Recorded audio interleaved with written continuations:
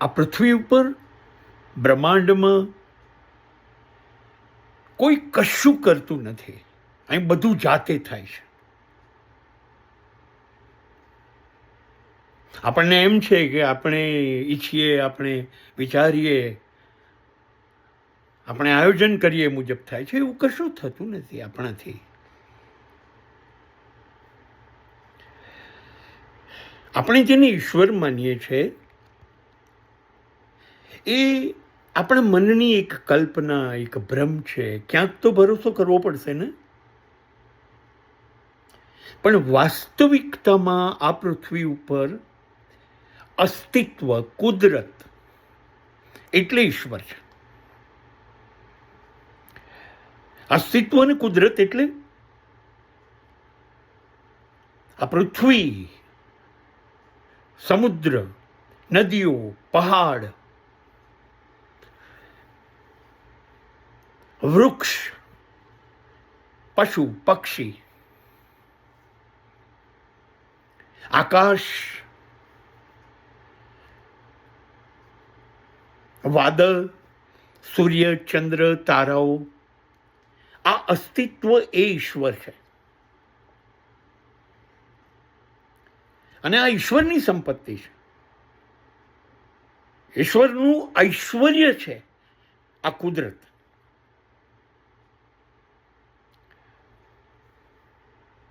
એટલે આપણને ઐશ્વર્ય બોલતા નહોતું ફાવતું અથવા નહીં ગમતું હોય એટલે આપણે એનો અપભ્રંશ કરીને ઈશ્વર બનાવી દીધું. હવે આપણે તો મહાન થઈ ગયા. આપણે મંદિરોમાં પથ્થરોમાંથી મૂર્તિ બનાવી, ધાતુઓમાંથી મૂર્તિ બનાવી, ચિત્રોમાંથી. ઈશ્વરને તો આપણે બનાવ્યો. આ એક ખ્યાલ મગજમાં ઘૂસી ગયો. બહુ મહાન થઈ ગયા આપણે. નહીં, અહીંયા કશું ઈશ્વર કરતો નથી. અહીંયા આગળ બધું માનવ જાત કરે છે. અમારે જ્ઞાનની જરૂર નથી, અમારે વિજ્ઞાનની જરૂર છે. વિકાસ કરવો છે અમારે.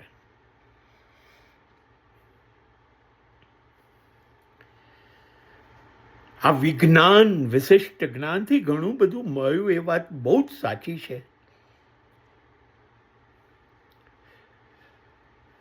પણ કુદરતની દુનિયાનો વિનાશ કર્યો. આપણા વેદોની અંદર, આર્યની પુરાણી સંસ્કૃતિની અંદર જે શ્લોક રચાયા, જે પ્રાર્થનાઓ રચાઈ હતી એ કુદરતની રચાઈ હતી. નદીની, પર્વતની, સમુદ્ર, વૃક્ષો, પશુઓ, પહાડો, સૂર્યચંદ્ર તારાની પ્રાર્થનાઓ રચાઈ હતી. એના મંત્રો હતા. હજારો વર્ષો પહેલા મૂર્ખ માણસો તો હતા નહીં, એની પૂજા કરતા હતા. એ લોકો ઈશ્વરનું કશું સ્વરૂપ જ એ આ ગણતા હતા. અને સાચી વાત છે ને. સૂર્ય જ ઈશ્વર છે. એટલે તો પ્રકાશ આપે છે, એટલે તો ગરમી આપે છે. ચંદ્ર રોશની આપે છે. નદી પાણી આપે છે. ધરતી અનાજ આપે છે. જંગલો આપણને વૃક્ષો આપે છે. પશુ પક્ષીઓ પણ આપવામાં ચૂકતા નથી. તો કુદરત આપતી હતી માટે કુદરત જ ઈશ્વર છે. નહીં, એ નહીં સ્વીકાર્યું.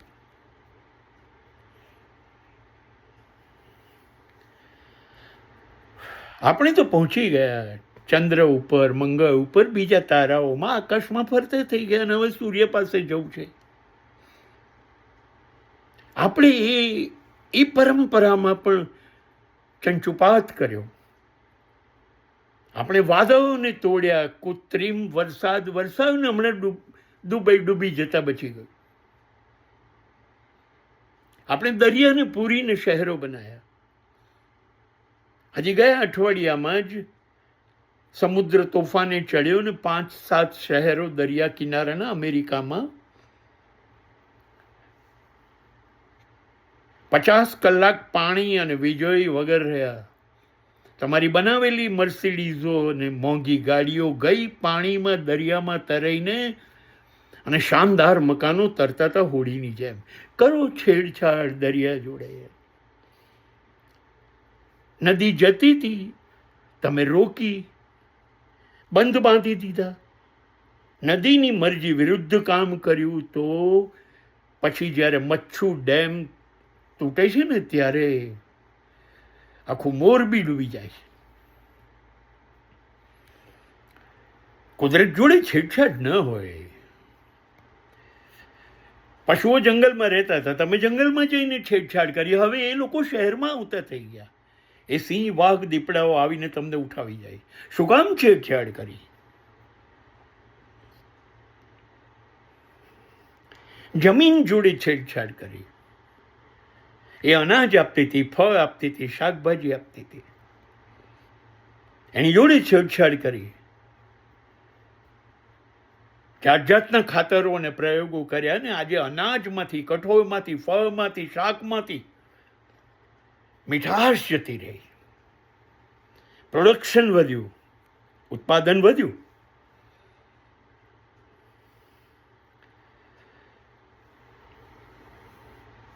આપણે કોને નથી છેડ્યા? આપણે પશુઓને છેડ્યા, પક્ષીઓને છેડ્યા.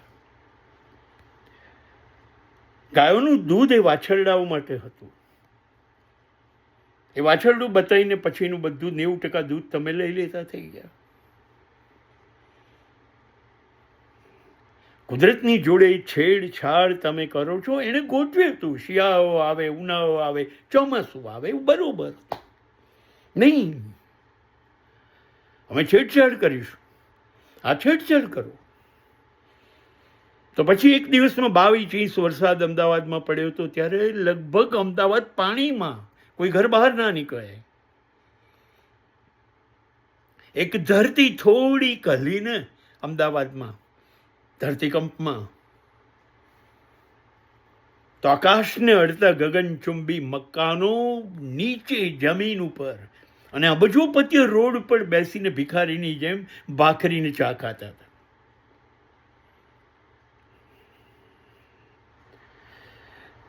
કુદરત સામે શું ચાલશે? કેમ છેડછાડ કરવી છે? આપણે કાયમ કુદરત સામે લાચાર છીએ, નમાલા છીએ. અને આપણને બહુ ફાંકો હોય ને વિજ્ઞાનના નામે, ટેકનોલોજીના નામે.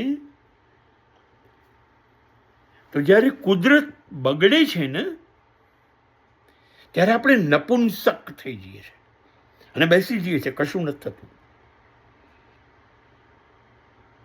એક નાનકડો રોગ ફેંકે છે ને કુદરત, કોરોના, તો લાખો લોકોની લાશો પડી રહે છે ને કોઈ લેવા નથી જતું. એકબીજાને ઓળખીતા સગાઓ એકબીજાને કેમ છો નહોતા પૂછતા.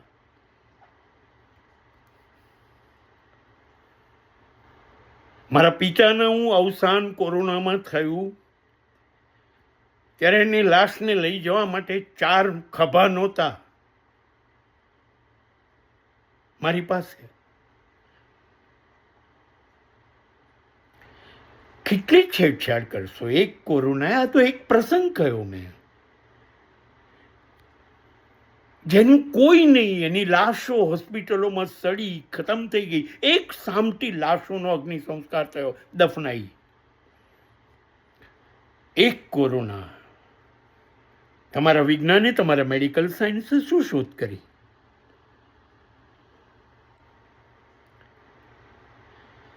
હજી કશું નથી કરી શકાતું.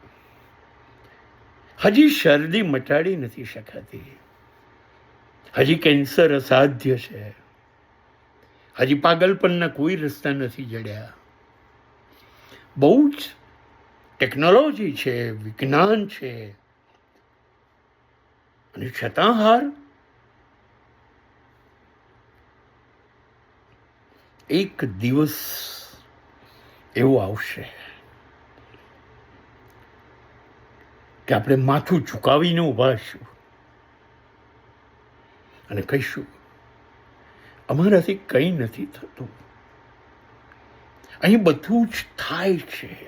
કુદરત કરે છે, અસ્તિત્વ કરે છે. અને એક્ઝિસ્ટન્સ, અસ્તિત્વ ઇઝ ગોડ, અને એ ઈશ્વર છે. આમ માનવામાં તકલીફ તો પડશે ને, કેમ કે આપણી અંદર હિમાલયથી ઊંચો અહમ, અભિમાન મરીએ ત્યાં સુધી છે. એટલે આપણાથી આ સ્વીકારાશે નહીં, પણ સ્વીકારવું પડશે.